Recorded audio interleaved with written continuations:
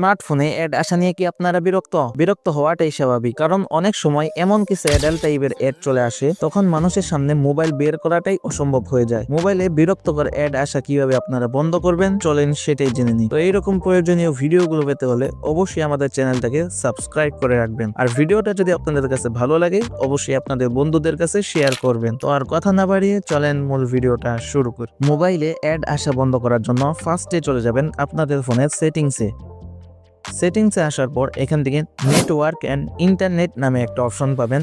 এই অপশনে একটা ক্লিক করতে হবে। আপনাদের ফোনে কিন্তু কানেকশন নামেও এই অপশনটা থাকতে পারে। যাদের ফোনে এই অপশনটা কানেকশন নাম থাকবে তারা কানেকশন অপশনে ক্লিক করবেন।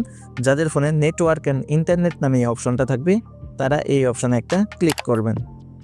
ক্লিক করার পর নিচে দেখতে পারবেন প্রাইভেট ডিএনএস, এই অপশনে একটা ক্লিক করবেন। এই অপশনে ক্লিক করার পর এখান থেকে দেখতে পাবেন এটা কিন্তু অটোমেটিক দেওয়া আছে। আপনারা এখান থেকে নিচে যে প্রাইভেট ডিএনএস এটাতে একটা ক্লিক করবেন। এটাতে ক্লিক করার পর এখান থেকে যেটা আমার লেখা দেখতে পাচ্ছেন এটা কিন্তু আমার স্ক্রিনে লিখে দিব। এটার একটা স্ক্রিনশট নিয়ে রাখেন। এটা আপনাদেরকে এখানে লিখে দিতে হবে dns.adguard.com। এটা আপনারা এখানে লিখে দিবেন। লিখে দেওয়ার পর এখান থেকে সেভ অপশনে ক্লিক করবেন। দেন আপনাদের কাজ কিন্তু হয়ে গেছে।